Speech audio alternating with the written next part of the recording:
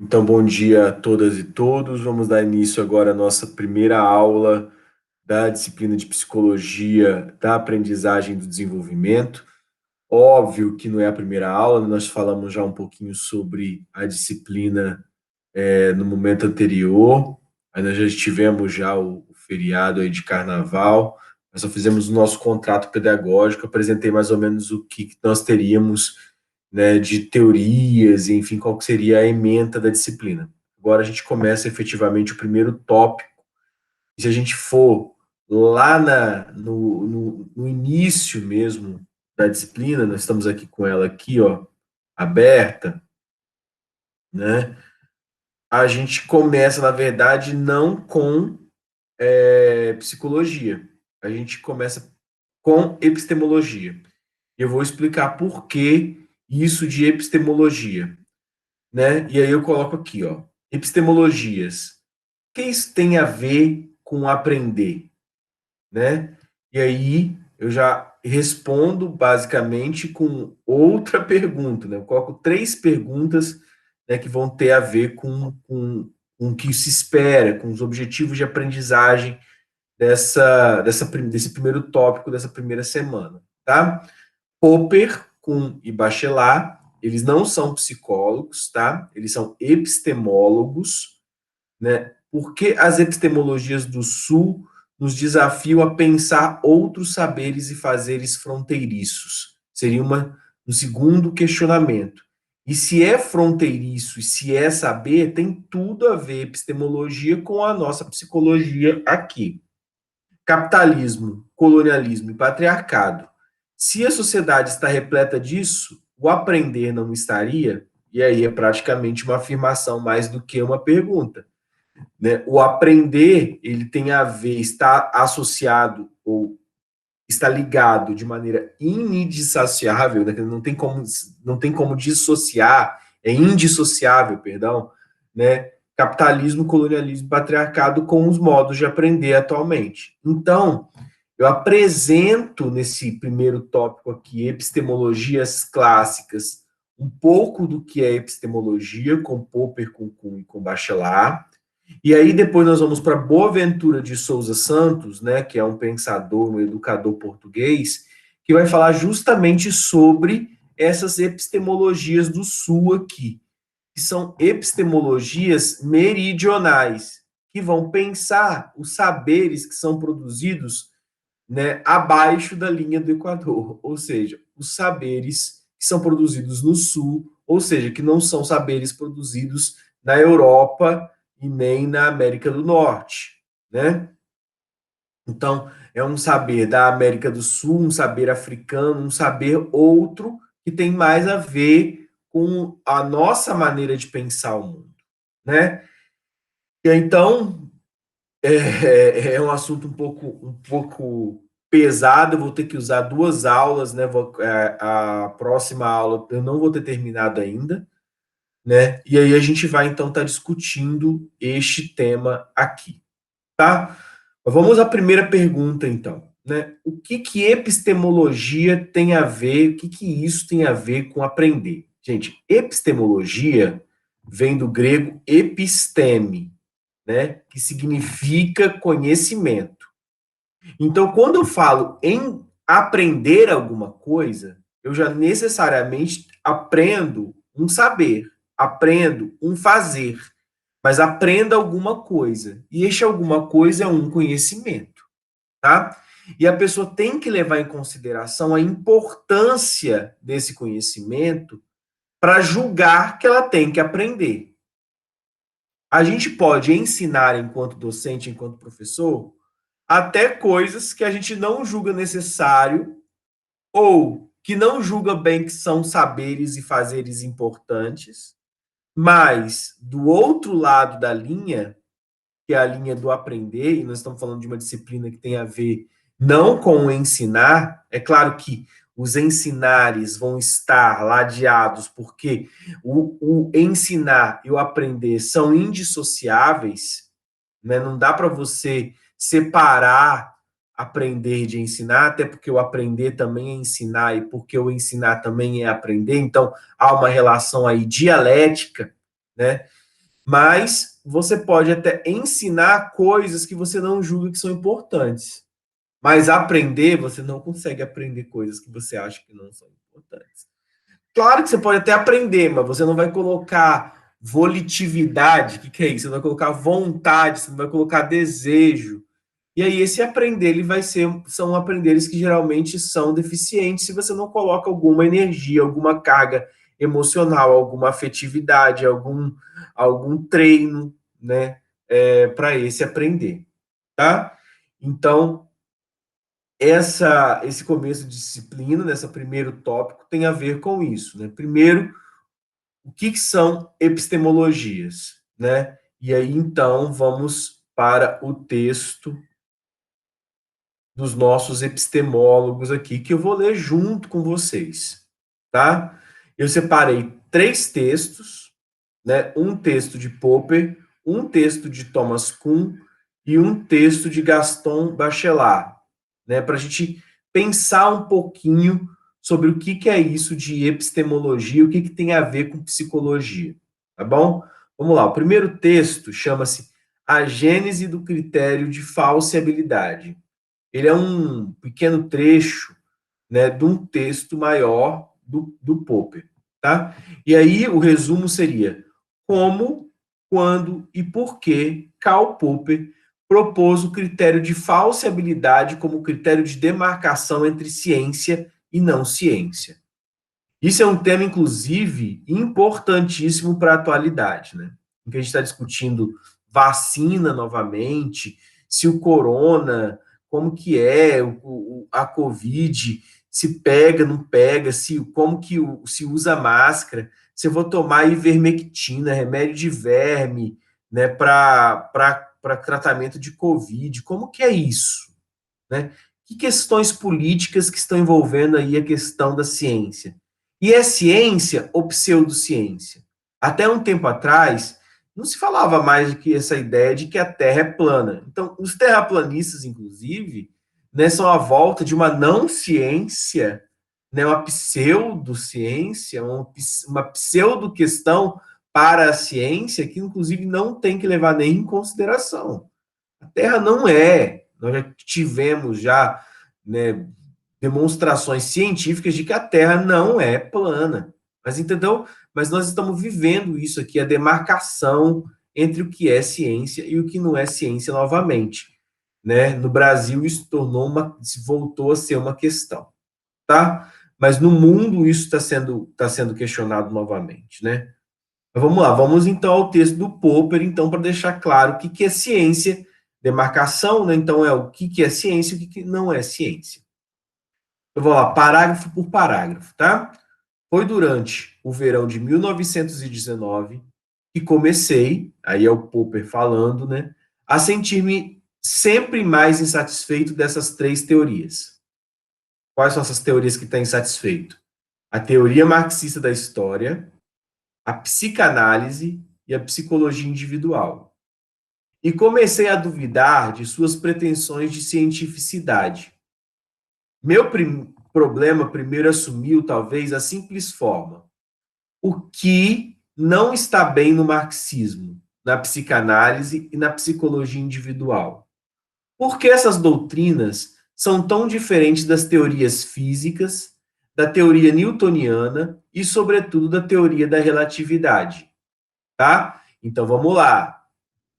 Não é que Popper está falando mal da teoria marxista da história, da psicanálise e da psicologia individual. Aqui a psicanálise é a psicanálise freudiana e psicologia individual é a psicologia, né, denveniana, a psicologia do consultório, e é a psicologia de autoanálise, tá? A psicologia da subjetividade. E marxismo, vocês inclusive estudaram comigo na disciplina de Paulo Freire e devem ter visto um pouquinho também em sociologia da educação, tá? Então vamos lá. Peraí, como assim? Ele está falando que elas não são ciências? Porque ela está colocando assim, o que não está bem é o que é de diferente, então, das teorias da física, da teoria newtoniana, então é a física newtoniana, e, sobretudo, a teoria da relatividade, que também é uma física. Então, ele está colocando assim, o que é de diferente das ciências humanas das ciências da natureza? Percebi que meus amigos, admiradores de Marx, de Freud e de Adler, como representante dessa psicologia individual que ele está falando, eram atingidos por alguns elementos comuns a essas teorias, e principalmente por seu aparente poder explicativo. Elas pareciam em grau de explicar praticamente tudo aquilo que acontecia nos campos aos quais se referiam. Claro, porque são doutrinas. O estudo de qualquer uma delas parecia ter o efeito de uma conversão ou revelação intelectual, que permitia elevar os olhos sobre uma nova verdade fechada aos não iniciados. Uma vez abertos deste modo os olhos, percebiam que em todo lugar, confirmações. O mundo pululava de verificações da teoria. Ou seja, o mundo estava repleto de manifestações de que as teorias estavam corretas. Qualquer coisa que acontecesse, a confirmava sempre. Sua verdade aparecia, por isso, manifesta. E, quanto aos incrédulos, tratava-se claramente de pessoas que não queriam ver a verdade manifesta, que se recusavam a vê-la, ou porque era contrária a seus interesses de classe, ou por causa de suas repressões, até então não analisadas, e reclamavam em alta voz um tratamento clínico. Os elementos mais característicos, o elemento mais característico dessa situação me pareceu o fluxo incessante das confirmações das observações, que verificavam, e aí verificavam entre aspas, as teorias em questão. E justamente este ponto era constantemente salientado por seus seguidores. Um marxista não podia abrir um jornal sem nele encontrar em cada página um testemunho em grau de confirmar sua interpretação da história, não só pelas notícias, mas também por sua apresentação, salientando os preconceitos classistas do jornal e, principalmente, naturalmente, por aquilo que não dizia. Os analistas freudianos salientavam que suas teorias eram constantemente verificadas por suas observações clínicas. Quanto a Adler, fui muito atingido por sua experiência pessoal. Uma vez, em 1919, lhe referi um caso que não me parecia particularmente adleriano, mas que ele não teve dificuldade em analisar nos termos de sua teoria dos sentimentos de inferioridade, embora não tivesse sequer visto a criança. Um pouco desconcertado, perguntei-lhe como podia estar tão seguro. Por causa de minha experiência de 1000 casos semelhantes, respondeu ele, ao que não pude deixar de comentar. E este último, suponho, sua experiência chega a e com este último, suponho, sua experiência chega a 1001 casos. Foi o comentário que o Popper fez, né? Eu me referia ao fato de que suas observações precedentes podiam ter sido não muito mais válidas do que esta última. E cada uma havia sido, por sua vez, interpretada à luz da experiência precedente, sendo contemporaneamente considerada como confirmação posterior. Confirmação de quê? Eu me perguntava. Certamente não mais do fato de que um caso poderia ser interpretado à luz da teoria. Mas isso significava muito pouco, refletia a partir do momento que todo caso concebível podia ser interpretado à luz da teoria de Adler, ou da mesma forma, à luz da teoria de Freud. Posso ilustrar essa circunstância por meio de 2 exemplos bem diferentes de comportamento humano. O de um homem que joga uma criança na água com intenção de afogá-la. o de um homem que sacrifica a própria vida na tentativa de salvar a criança. Cada um destes casos pode ser explicado com a mesma facilidade em termos freudianos e em termos adlerianos. Para Freud, o primeiro homem sofria de uma repressão, por exemplo, de um componente qualquer de seu complexo de Édipo, enquanto o segundo homem alcançara a sublimação. Para Adler, o primeiro sofria de sentimentos de inferioridade, que determinavam, talvez, a necessidade de provar a si mesmo que ele ousava realizar tal delito. E o mesmo acontecia com o segundo homem, que tinha necessidade de provar a si mesmo que tinha coragem de salvar a criança. Eu não conseguia conceber um componente humano que não pudesse ser interpretado nos termos de uma ou de outra teoria. Era precisamente este fato, o fato de que tais teorias eram sempre adequadas e resultavam sempre confirmadas aquilo que os olhos dos sustentadores constituiu o argumento mais válido em seu favor. Comecei a entrever que sua força aparente era, na realidade, seu elemento de fraqueza. Tá? E a partir daqui, então, ele vai começar a falar da física e a diferença. Mas eu vou comentar esse trecho até aqui. Parece engraçado, né? Eu começar uma disciplina que é sobre psicologia com um texto que está questionando a verdade das psicologias. Mas não é sacanagem, não. Tem um objetivo isso daqui. Tá? O que o Popper está falando para nós até então que é interessante a gente ter sempre em mente? Primeiro, nós estamos falando de teorias. E as teorias, elas não são, então, verdades científicas. Talvez as teorias psicológicas de grupo, as biológicas, as que estão falando, talvez, de caráter de uma leitura tipo behaviorista, né, que vai ser, inclusive, o próximo tópico, que é um dos tipos de aprender, que é o aprender, né, por experimentação, e a gente vai falar um pouco sobre essa ótica, que tenta ser uma psicologia científica, mas o fato é que nós estamos trabalhando com teorias. E é importante o pedagogo, o educador, o cientista social, o filósofo, enfim, todos os teóricos aqui, né, não importa a profissão, que elas compreendam que teorias são teorias. Doutrinas são doutrinas. São modos de perceber. E isso não significa que estaríamos falando de uma verdade dogmática, de uma verdade escrita na pedra, de uma verdade que vai valer para todos os alunos, de uma verdade que vai valer para todas as escolas, de uma teoria que vai valer sempre.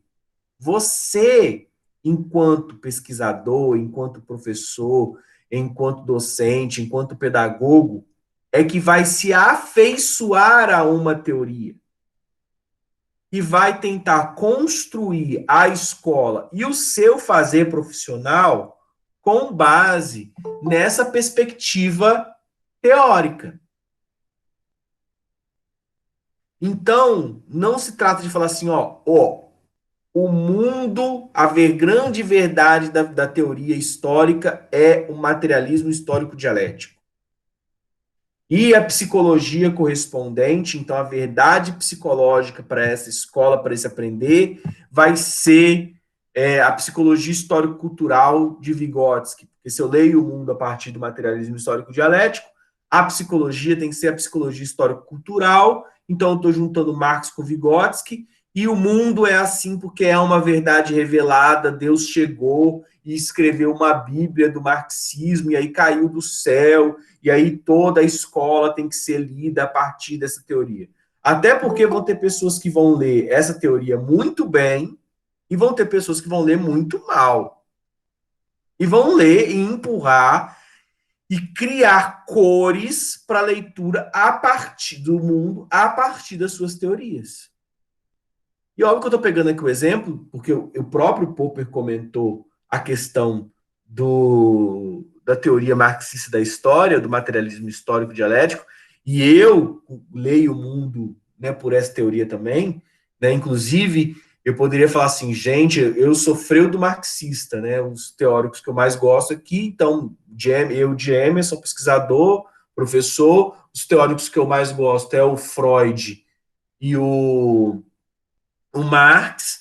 Então, eu vou falar aqui, ó, que a verdade, então, só está em Freud e está em Marx.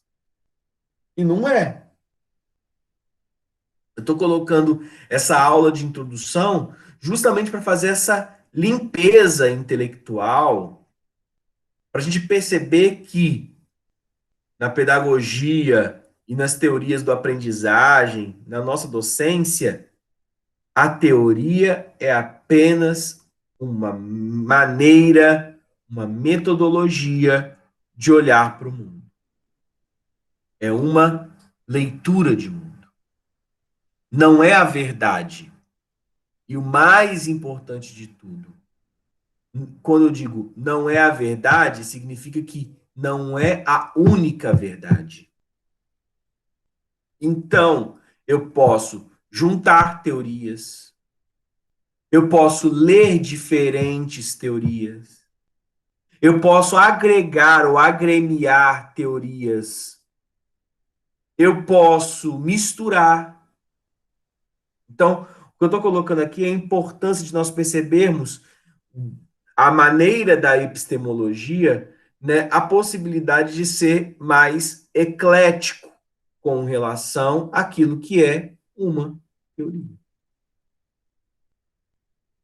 Então, não tem uma verdade revelada, um dogma, uma bíblia da pedagogia ou uma bíblia da psicologia que vai chegar e falar assim, mas a verdade é que não tem verdade. Tem a sua maneira de enxergar. Você compreende através dessa teoria, acha que é bacana a maneira como você vai conduzir, né, a sua docência decente a partir dessa teoria e fazer coisas muito interessantes utilizando as teorias que você tá utilizando. Mas você não pode demonizar o outro, sacrificar o outro, né, o outro profissional ou o seu colega porque ele usa uma teoria diferente. Ah, mas ele é um ingênuo, ele é um bobo. Ele ainda entende o mundo a partir de uma visão piagetiana de competências e habilidades. E não, isso está errado. Mas está errado por quê? Está errado porque eu coloquei as minhas moedas em um autor e não em outro. Então, essa disciplina, gente, ela funciona como um grande cardápio. Eu vou apresentar para vocês diversas teorias do aprender, diversas psicologias da aprendizagem, para que vocês, então, enquanto profissionais, possam escolher umas e outras, e não apenas ler o mundo de uma maneira achando que existe apenas uma teoria monista do aprender. Até porque nós sabemos, por experiência própria, que alguns vão aprender de uma maneira e outros vão aprender de outras maneiras. Esses aprenderes de outras maneiras, às vezes exigem ou nos colocam a possibilidade de ler o mundo também por um olhar mais altruísta ou de alteridade, entendendo que o meu aprender, a maneira que eu aprendo, não é a única e nem a mais correta. Tem gente que aprende tendo que ler o texto 20 vezes. Tem gente que tem que ler em voz alta o texto. Tem gente que tem que transformar aquilo numa coisa visual. Então, tem pessoas que são auditivas, tem visuais, tem pessoas. Tem vários métodos. né? E não é só a questão dos órgãos do sentido, se é mais visual ou mais auditivo. Não dá, por exemplo, inclusive falando, por exemplo, dos processos de alfabetização, que alguém vai ser alfabetizado melhor apenas utilizando o método X. Pode ter uma postura ética, pode ter uma postura epistemológica, mas não significa que só um método alfabetiza, ou que só um método ensina, ou que só tem um método de aprender. E por que isso? Porque as nossas teorias, as próprias teorias psicológicas, elas não são uma ciência como uma verdade revelada. E é isso que o Popper começa dizendo para nós. Continuando, tem alguma dúvida até aqui? Por favor, vou até abrir aqui o chat aqui, se está tudo tranquilo por hora. Bom dia, Esther, tudo bem? Vamos lá. Alguma dúvida até então, gente? Eu posso seguir. Professor, bom Pode falar. dia, Bom dia, bom Esther. dia, bom dia para todo mundo. Deixa eu te falar, eu tô fazendo estágio em uma escola, eu comecei na semana passada, e lá tem um menino autista, ele tem 6 anos. Uhum, Teria teorias específicas para crianças autistas ou qualquer teoria dessas que nós usamos já é normal, pode ser usada com eles, porque é um pouco complicado de abordar essas crianças. Assim, é muito interessante, é um assunto muito rico, mas é muito complicado de abordar essas crianças. uhum. Vamos lá, então. As crianças com algum tipo de necessidade educacional específica, né, e que tenha alguma questão, por exemplo, laudada, né, o autismo é um desses, é um espectro muito grande, tá? E aí, quando eu digo espectro, estou querendo dizer assim, ele tem tipos de autismo que são diferentes, tá? Então vamos lá, Esther. A gente vai ter que ver o diagnóstico dessa criança. Que tipo de autismo? Qual o grau deste autismo?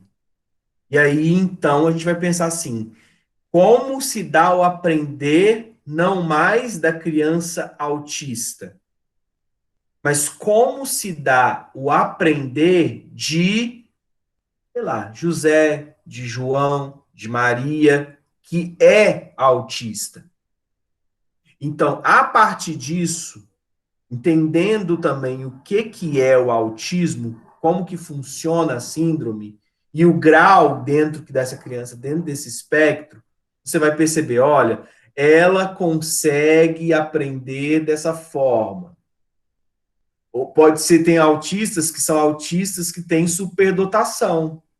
Você vai ver lá no Bom Doutor, lá na série lá do Good Doctor, lá, né? Não tem dificuldade de aprendizado de questões para questões cognitivas.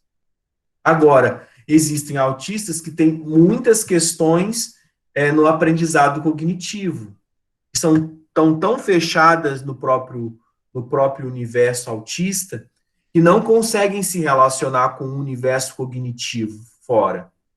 Tá, mas aí beleza, consegui ter um diagnóstico, eu conheço então João, né, que tem autista que está na minha escola, e vão ter sim teorias de aprender que são mais adequadas para o aprendizado de crianças com esse universo autista, tá? Inclusive vocês vão ter uma disciplina que é só voltada para o aprendizado com necessidades educacionais específicas. A gente vai estudar, então, educação, vai ter educação especial, que vão ver qual é o funcionamento das táticas do aprender do AEE, né, que é o atendimento especial especializado, que é o atendimento, então, voltado para as deficiências. Então, sim, a sua pergunta, A resposta é sim. Existem teorias e técnicas, que teorias vão criar metodologias, né? Teorias vão criar técnicas, né? Todas.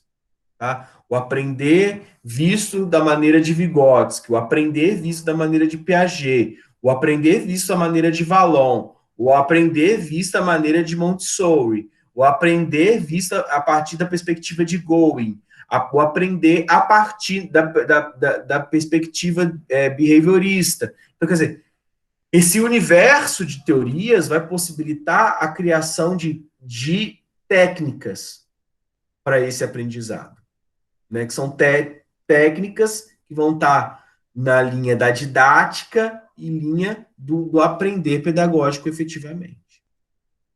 Tá? E aí, o que eu quero hoje, com essa perspectiva de falar de epistemologias, é justamente colocar em xeque isso ou em suspensão, e pensar assim, mas espera aí, só existe uma teoria que está certa? Não.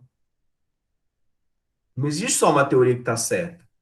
Porque nós estamos vendo na linha da epistemologia que os saberes produzidos nas ciências humanas até então, aqui que a gente está analisando, eles não são ciência do ponto de vista de dizer que é uma verdade com V maiúsculo e que é aquela doutrina como se fosse a Bíblia do aprender. E que a gente tem que ir, sentar, ajoelhar e orar e rezar a partir daquela cartilha, daquele tipo de teoria, daquela teoria especificamente. E não.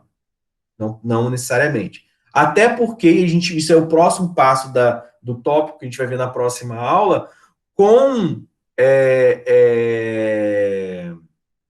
Boaventura de Souza Santos, a gente inclusive percebe que nós somos oprimidos por essa ciência que é produzida, esse tipo de ciência que é produzida setentrionalmente, como se o saber viesse pronto e acabado, empacotado do norte para nós, do norte que eu estou falando, das universidades europeias, dos autores europeus, dos autores dos Estados Unidos, e nós aqui no sul simplesmente vamos aplicar as teorias que foram produzidas no norte, porque eles são mais ricos, eles é que entendem, eles que são tradicionais, eles é que sabem, porque uma escola na Dinamarca, porque uma escola na Finlândia, porque essa teoria se dá no... Mas peraí, será que a escola finlandesa, a escola dinamarquesa, a escola europeia, a escola dos Estados Unidos é melhor do que a nossa escola?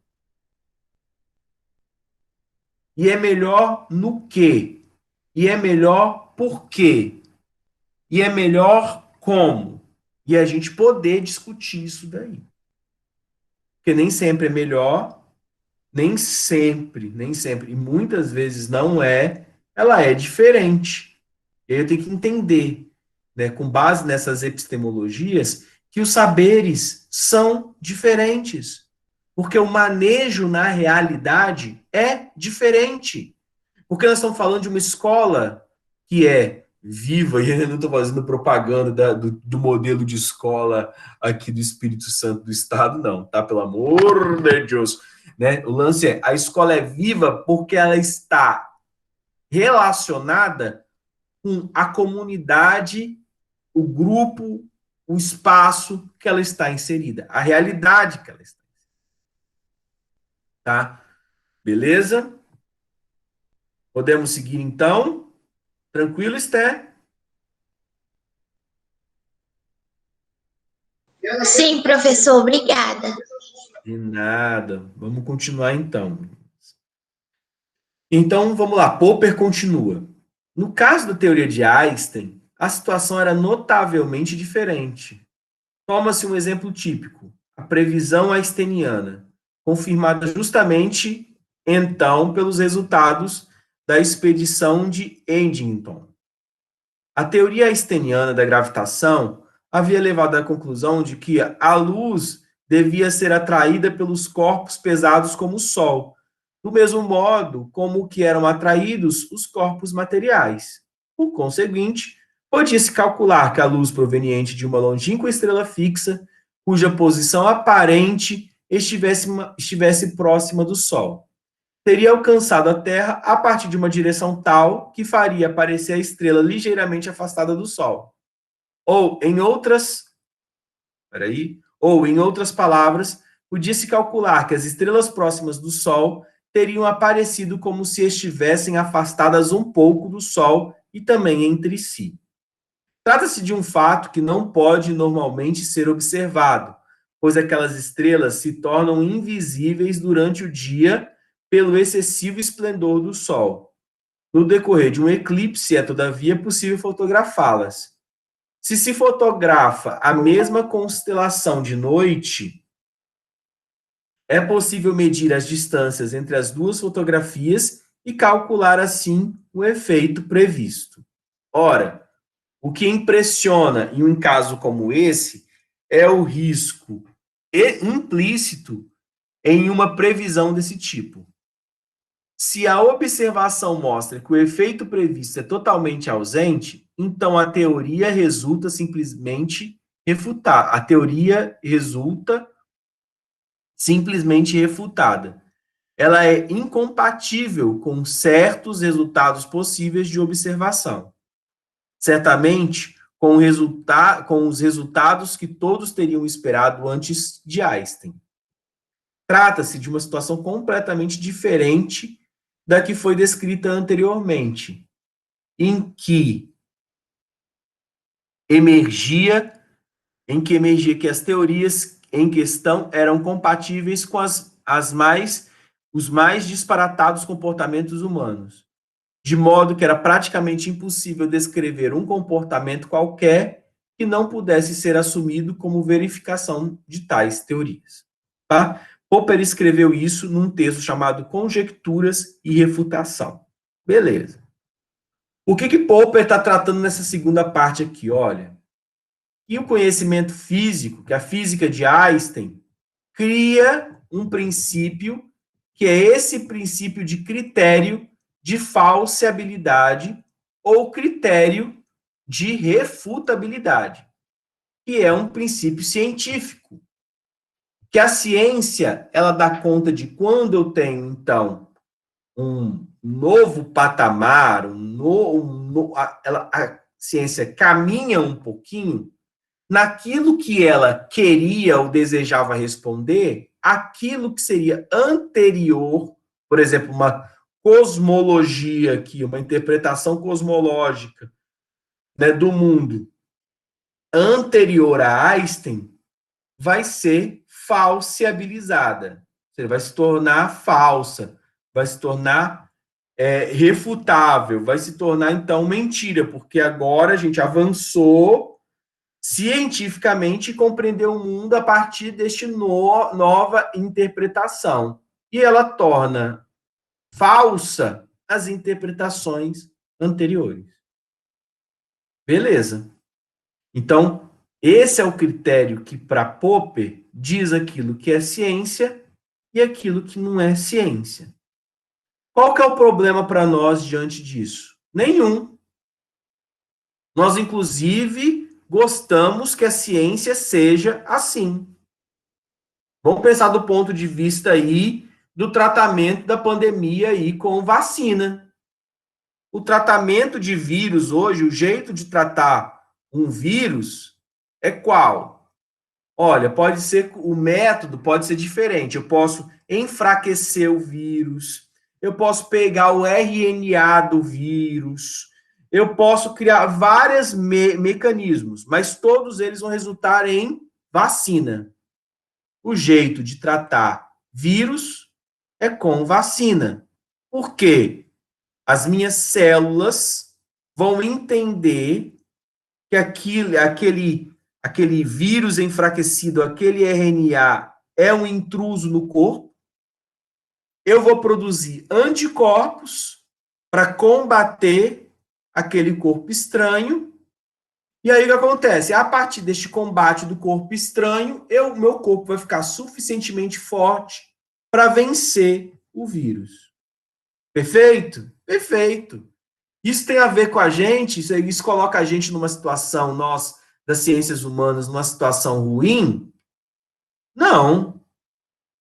O que Popper não deu conta aqui no texto, que a gente pode chamar de o erro de Popper, é achar que as teorias que ele está falando que não são ciência vão perder a sua eficácia e a sua força quando não vão. Nós estamos aqui, ó, coladinhos, juntinhos com os cientistas. E acreditamos que o processo de refutabilidade, os critérios de falseabilidade, são importantes para a ciência. Mas a questão é, primeiro ponto, nós não precisamos ser cientistas, porque é diferente fazer ciência com estrelas, com processos físicos, com o calor, com a produção de fármacos, com as produções, sei lá, dos cálculos, o universo que prescinde da matemática para explicar o mundo é um universo diferente do universo do humano. Nem sempre existe ciência quando eu estou falando de fenômenos humanos. Porque qual que seria o critério de falseabilidade ou de refutabilidade dos sentimentos humanos? Ou do que se passa em cada uma das interioridades quando nós estamos falando, por exemplo, de dor. E dor não é apenas a reação fisiológica, a reação anatômica do corpo em relação à dor. Porque quando eu estou falando de células, eu posso fazer ciência. Agora, quando eu estou falando de dor por ter perdido alguém que se gosta muito, quando eu estou falando de dor, quando você está falando dos dramas familiares, aí cada ser humano vai sentir essa dor de uma maneira diferente. E aí não cabe ciência mesmo. Cabem teorias, cabem metodologias de análise, cabe técnicas de funcionamento. Então, o assunto então é criança. Como essa criança aprende? E eu queria dizer para vocês já de agora, não existe, nossa primeira aula, hein? Não existe um jeito único de fazer a criança aprender. Não existe uma ciência segura, com refutabilidade, com falseabilidade sobre o aprender. Isso significa o quê, Emerson? Significa que, por mais que eu não concorde com aquela sua avó que dizia que bater, a criança tinha que aprender apanhando, eu vou dizer para vocês, olha, uns tapinhas também ajuda a aprender. A gente tem um posicionamento ético, estético, político, moral. E a gente superou a questão do aprender corrigindo o erro de uma criança com um tapa. Agora, nós que fomos criados assim, nós somos criados errado? Ou não deu certo? Percebem que não existe uma ciência? Que não é porque agora nós evoluímos, nós demos um passo à frente no tempo, nas perspectivas, na maneira de ler a vida, e nós falamos, olha, não é legal bater, não é legal o uso de violência, porque é uma violência que está relacionada a uma violência simbólica, é uma violência física, papapá, papapá. Agora, a mãe com seu filho que teve uma manha, que deu um tapa ela está errada, quer dizer, ou porque nós pensamos o mundo de uma maneira diferente, é que tudo aquilo que foi feito antes foi falseado ou refutável. Percebem a diferença que a gente está tratando aqui com o tema do Popper? Então, o aprender, ele não é circunstanciado que chegou uma teoria nova, essa teoria nova agora é ciência, tem o status de ciência, e de que todas as outras escolas, o jeito de fazer escola, as outras teorias estão erradas. São teorias humanas do aprender. Tá? E aí a gente passa, então, para outro epistemólogo. Vamos começar, então, a falar um pouquinho sobre paradigma em Thomas Kuhn. O que é um paradigma? Tá? E aí, Kuhn, né, que é sempre um quadrinho aqui que é um resumo, né? Paradigmas, ciência normal e comunidade científica, né? A comunidade científica é instituída pelo paradigma, assim como uma igreja é instituída por um dogma e um partido político por uma ideologia. Já começamos bem isso aqui, né? Os paradigmas são modelos de praxis efetiva, reconhecidos como válidos e que dão origem a tradições de pesquisa científica. Exemplos de paradigmas são a astronomia ptolomaica ou a copernicana, a ótica corpuscular ou a ondulatória e etc. É dentro de um paradigma que é praticada a ciência normal, a ciência. E a passagem de um paradigma, por exemplo, a astronomia ptolomaica, para outro, a astronomia copernicana, constitui uma revolução científica. Tá? O que nós estamos falando, então? Paradigma e a superação dos paradigmas. Kuhn dá um passo para depois de Popper. Ele avança a teoria da epistemologia popperiana um pouquinho. Tá? Então, vocês já percebem, gente. Vamos lá. O que é a astronomia ptolomaica? É a concepção, né, de que a Terra estaria no centro do universo ali do sistema solar. Tá? A gente está falando de geocentrismo. O que é a astronomia copernicana? O heliocentrismo, Sol no centro. Tá?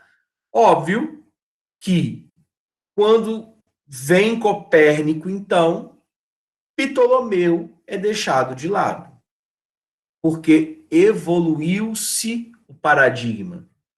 Óbvio que isso tem a ver com o critério de falseabilidade do Popper também, né? Óbvio que se veio, então, uma teoria melhor de explicação do sistema solar, ela consegue dar conta matematicamente, fisicamente, da explicação dos fenômenos, a gente abandona o paradigma anterior, aqui nos termos do Kuhn, né? Então, eu tenho a superação dos paradigmas e eu tenho a refutabilidade, a falseabilidade do sistema do paradigma anterior. Então, vamos lá. Nesse ensaio Ciência Normal, significa uma pesquisa estavelmente fundada sobre um ou mais resultados alcançados pela ciência do passado, aos quais uma comunidade científica particular, por certo período de tempo, reconhece a capacidade de constituir o fundamento de sua praxe posterior. Tá? James, você está muito cedo, você leu, não entendi nada. Estou aqui justamente para ajudar nesse processo de tradução aqui, de alfabetização em epistemologia. O que é isso? Ele está falando que a prática posterior, ela usa elementos da praxis ou do paradigma anterior, mas ela consegue avançar. E esse é um fenômeno da ciência. Ela avança, ela melhora, entre aspas, ela consegue dar conta de explicações melhores. Hoje, tais pontos firmes são elencados, embora raramente em sua forma original, pelos manuais científicos, tanto elementares como superiores. Esses manuais expõem o corpo da teoria reconhecida como válida e ilustram muitas ou todas as suas aplicações coroadas de sucesso e confrontam essas aplicações com observações e experimentos exemplares. Antes que esses textos se tornassem populares no início do século XIX, e até um período ainda mais recente no que se refere a ciências que apenas há pouco alcançaram um estágio maduro. Muitos famosos clássicos da ciência preenchiam tal função. Está falando sobre os manuais de epistemologia, tá? Vamos falar o que é ciência. Por exemplo, a física de Aristóteles, o Almagesto de Ptolomeu, a princípio e a ótica de Newton, a eletricidade de Franklin, a química de Lavoisier e a geologia de Lyell, em muitas outras obras, serviram por certo período de tempo para definir implicitamente os problemas e os métodos legítimos em determinado campo de pesquisa para numerosas gerações de cientistas. Era como se fosse a Bíblia da física, a Bíblia da cosmologia, da astronomia, a Bíblia da eletricidade, quer dizer, era a doutrina, a verdade, aquilo que se tinha que estudar, aquilo que era meritório estudar, aquilo que era importante, que era a verdade. Se você falasse alguma coisa fora dessas grandes bíblias científicas, você estava falando bobagem, tá?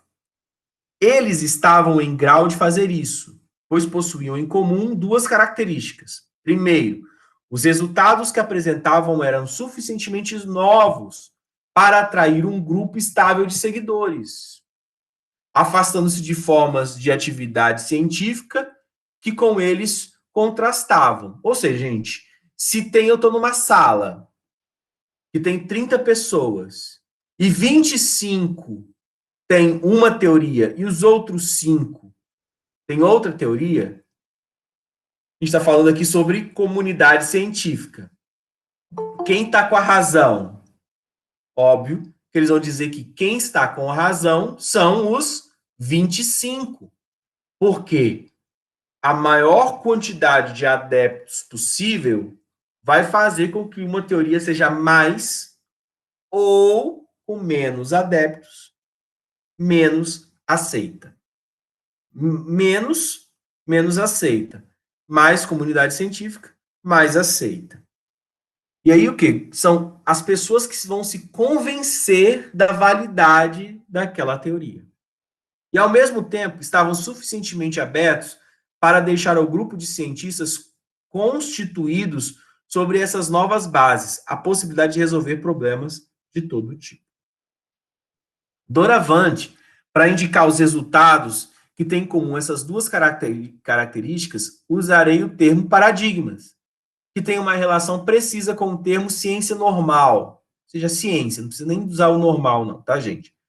Com a escolha desse termo, eu quis tornar presente o fato de que alguns exemplos de efetiva prática científica, né, prática científica, reconhecidos como válidos, exemplos que compreendem globalmente leis, teorias, aplicações e instrumentos, fornecem modelos que dão origem a tradições particulares de pesquisa científica com sua coerência. Estas são as tradições que o historiador descreve com etiquetas como astronomia ptolomaica ou copernicana, dinâmica aristotélica ou newtoniana, ótica corpuscular ou ótica ondulatória, e assim por diante. Os estudos dos paradigmas, compreendendo muitos que são amplamente mais especializados do que os que citamos, há pouco como exemplos ilustrativos. E o que principalmente prepara o estudante a se tornar membro da comunidade científica particular, com a qual mais tarde deverá colaborar. Do momento em que tal comunidade, do momento que em tal comunidade ele encontra cientistas que aprenderam os fundamentos de sua disciplina a partir dos mesmos modelos concretos, sua atividade sucessiva raramente suscitará um desacordo aberto em relação aos princípios fundamentais. Aqueles cuja pesquisa se baseia sobre paradigmas compartilhados pela comunidade científica empenham-se em observar as mesmas regras e os mesmos modelos em sua atividade científica. Esse compromisso e o evidente consenso que ele produz são requisitos indispensáveis para uma ciência normal, ou seja, para a gênese e para a manutenção de uma tradição particular de pesquisa. O que está colocando aqui, gente? É que os alunos geralmente vão copiar os afazeres metodológicos, o comprometimento teórico e doutrinário dos seus antecessores, ou seja, dos seus docentes, dos seus professores. Porque ele vai entrar na comunidade, para entrar na comunidade científica, ele vai estar naquela comunidade especificamente se comprometendo com os princípios fundamentais teóricos e os modelos concretos daquela comunidade. Então, dificilmente ele vai chegar e falar: olha, estamos aprendendo, estudando coisas erradas. Isso aqui está tudo errado no que estamos aprendendo. Por quê? Porque ele está apto, o aluno, então, para alcançar a sua maturidade teórica, ele vai, então, se afeiçoar àquele paradigma daquele professor que ele gosta, ou daquela comunidade que ele acha que é a mais correta, tá? E isso acontece naturalmente, tá? Não é forçado esse ambiente, tá? Ah, eu gosto mais das teorias do professor de Emerson. Ah, eu gosto mais das teorias da professora Geralda. Ah, eu gosto mais das teorias da professora Priscila. Ah, eu gosto mais das teorias da professora Fernanda.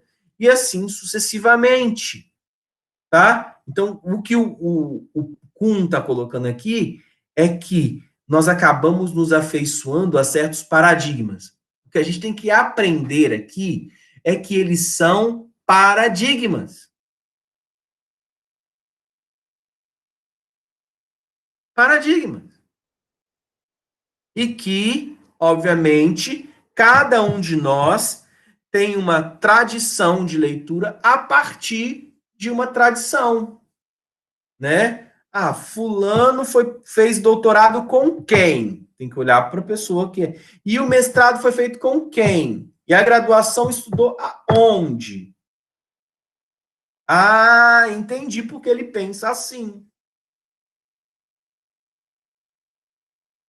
Ah, professor, o que isso tem a ver? Que o aprender, ele está ligado à maneira como você vai se adaptar ou se afeiçoar a certos paradigmas.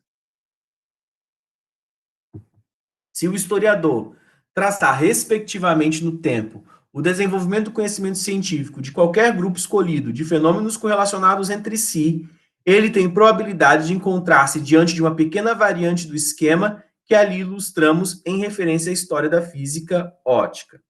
Os manuais de física de hoje ensinam ao estudante que a luz é constituída de fótons, ou seja, de entidades da mecânica quântica que apresentam algumas propriedades características das ondas e outras propriedades características das partículas, né? Isso é física ótica, né? Nós estudamos isso no segundo ano do ensino médio, né? Que a luz, ela é um fóton e ela tem onda e tem partícula, tá? A pesquisa, então, precede de acordo com o tal delineamento, ou melhor, de acordo com a mais elaborada caracterização matemática, a partir da qual derivou essa verbalização corrente.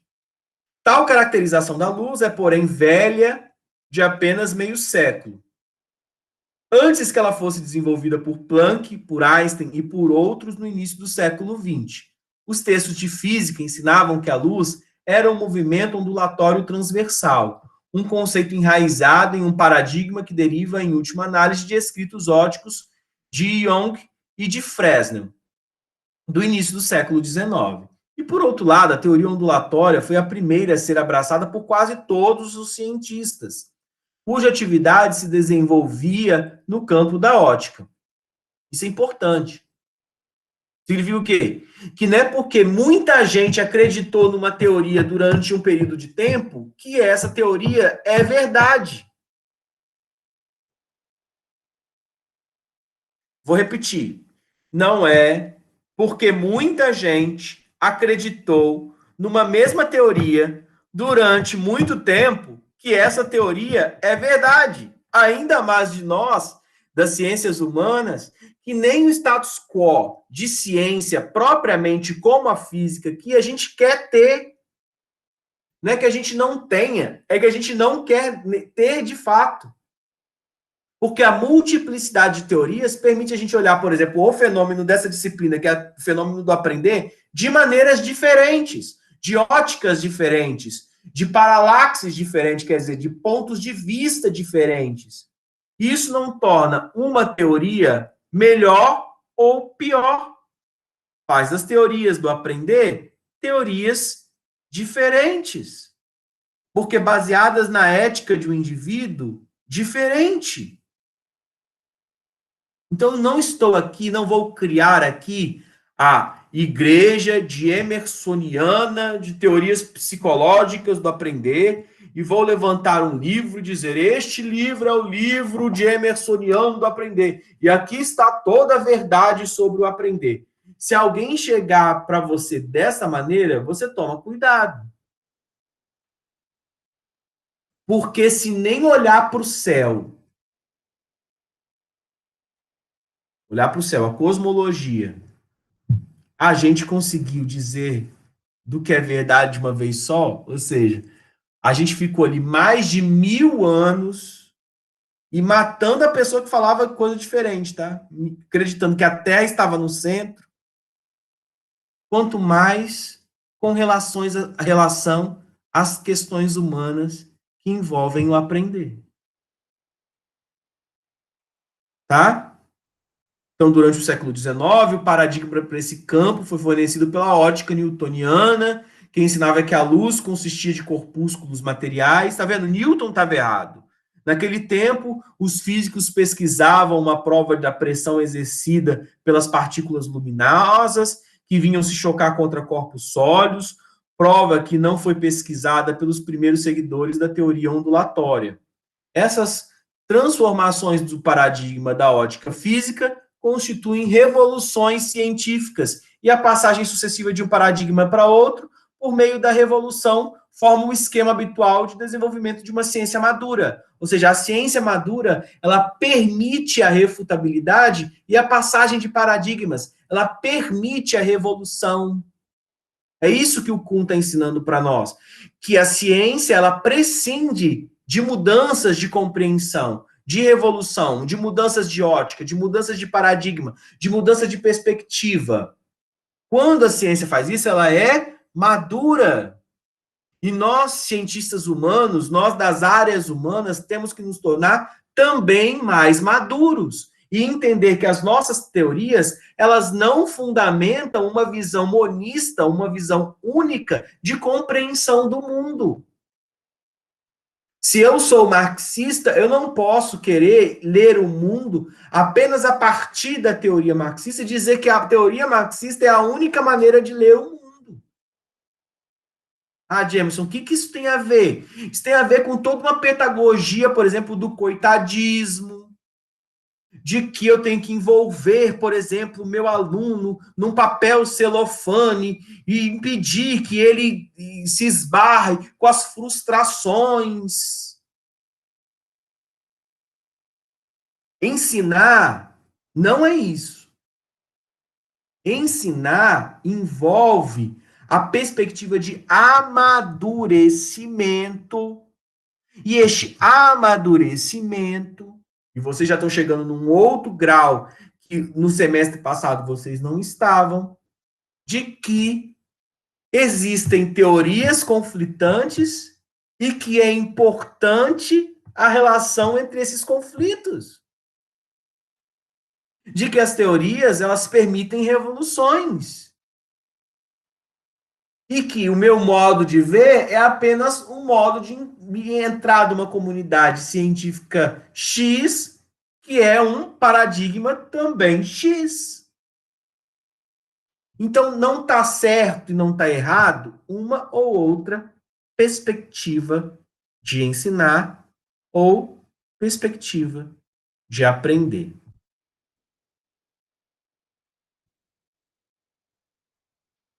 Gente, até agora, tranquilo, por favor, aqui no chat, aqui não me deixem sozinho. Vocês estão aí, gente? Beleza. Vinícius, que é Márcia. Maxiel, que é Tainã, tá todo mundo aí? Beleza. Então tá bom, então. Alguma dúvida? Até então.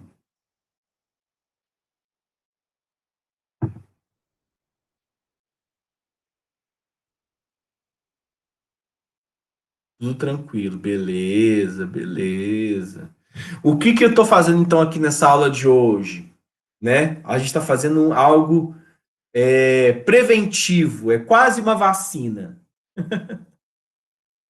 para não criarmos uma igreja de uma teoria só, de uma doutrina. As doutrinas pedagógicas, as teorias pedagógicas, elas precisam, para a saúde delas próprias, de nós e de nossos alunos, elas precisam respirar, elas precisam conversar, elas precisam discutir, elas precisam debater, elas precisam se enfrentar, entendendo que elas são paradigmas de comunidades científicas e que permitem superações. Por isso que nós estamos fazendo epistemologia antes de fazer psicologia.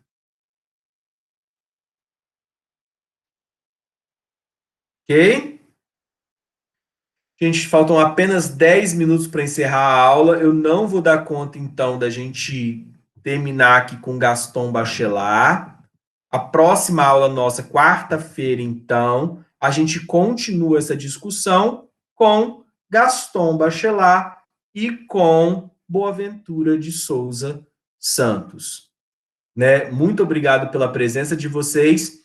Vou terminar a aula agora, não saiam ainda. Eu vou falar um pouquinho, usar esses 10 minutos finais para explicar como que a nossa semana ela foi dividida aqui na disciplina, né?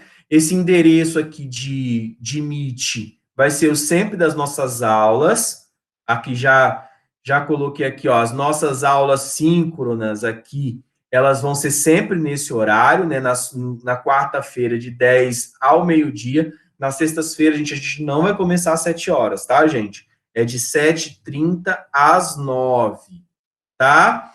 E aí, então, essas são as nossas aulas síncronas. Depois que acabar aqui a nossa aula, eu vou jogar no YouTube a nossa aula, e a nossa aula vai estar aqui, né? Aula 1, já vou colocar aqui no AVA, para quem não teve a possibilidade de assistir ela online com a gente hoje. Vai estar a aula aqui, essa aula 1.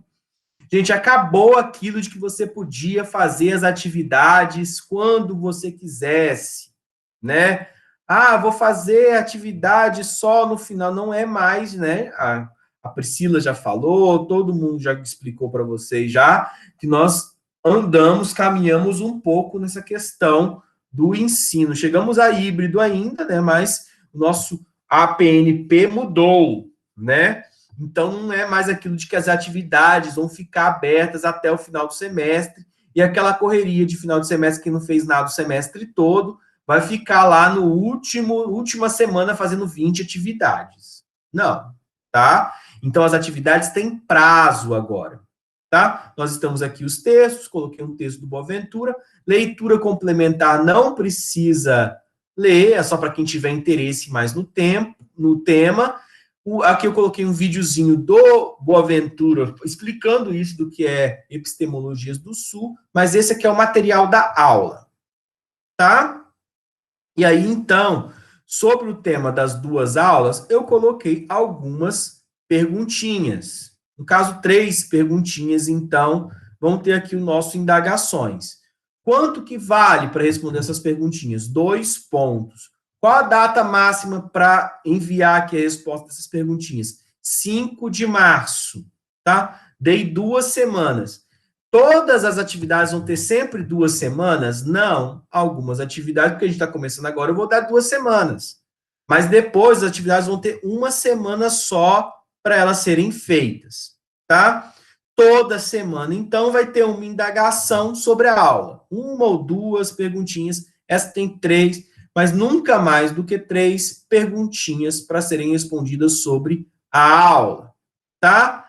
E aí, eu coloquei aqui também um Destino Educação, que é um videozinho de 40 minutos sobre uma escola diferente, que tem um aprender diferente.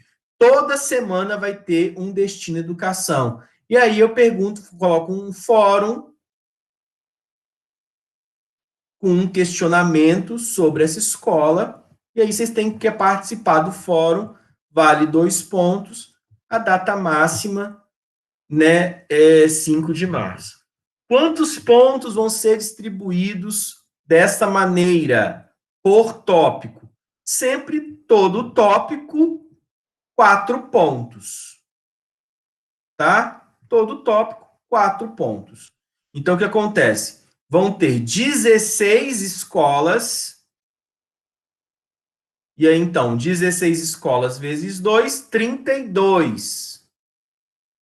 E 16 indagações. 16 vezes 2, 32. Quantos pontos de exercício? 64. Tá? E 2 provinhas valendo 20 pontos cada. Tá? Então, o semestre vale 104 pontos? Sim. 104 pontos. Ok? E aí, os exercícios vão ter sempre data para vocês fazerem naquela semana. Como nós estamos começando agora, vamos ter um pouquinho mais de tempo aqui no tópico 1, depois no tópico 2. Tá? Aí acontece, ó, os outros, só para vocês verem, ó, os outros tópicos, eles estão apagados na sua sala, porque eu ainda estou mexendo um pouquinho, mas está quase tudo pronto, ó. Tópico 8, Rogers, Bakunin. Tópico 9, eu vou mudar ele de lugar, porque vai ser um pouquinho mais de Piaget. Mas, ó, os aprenderes já estão prontos. Eu vou abrir todos os aprenderes. Quem quiser usar um final de semana para fazer depois todas as escolas de uma vez, fazer já os 32, pode fazer. Quiser fazer em grupo, a galera, entendeu? A ver junto, né? Mas, ó, Vygotsky, Luria, Leontiev, Valon, entendeu? Tá tudo já mais ou menos já quase pronto. Essas figuras são todas eu que faço, então por isso que eu demorei um pouquinho, mas ainda estou mexendo ainda, tá bom? Mas essa é a dinâmica da nossa disciplina. Alguma dúvida? Então vão ser 64 pontos de exercícios. Tá bem bom, né, gente? 64 pontos de exercício e 40 pontos de avaliação do tipo prova. O de Emerson, Pode falar. o grupo que você falou é só pra gente meio que fazer juntos assim, mas a resposta é individual, né? Isso, Laura, resposta individual. Tá, ok. Uhum. Porque senão, aí cada um vai fazer um, né? Se eu dividir em grupo aquela atividade ali, vai ser cinco escolas. Aí cada um vai falar assim, eu vejo a escola tal, e aí eu comento, tá bom? Pelo grupo. É, assim mesmo. Então, não rola. Eu quero que vocês vejam as 16 escolas. Tá bom? É isso, gente. Beleza? Então tá bom, a gente se vê então na quarta-feira. Quem quiser já adiantar ali, quiser já responder, né? Eu não cheguei ainda nos pontos da pergunta, mas quiserem adiantar, já podem sim, tá bom? Beijo grande, fiquem bem e até quarta-feira. Tchau, tchau. Mônica ia falar?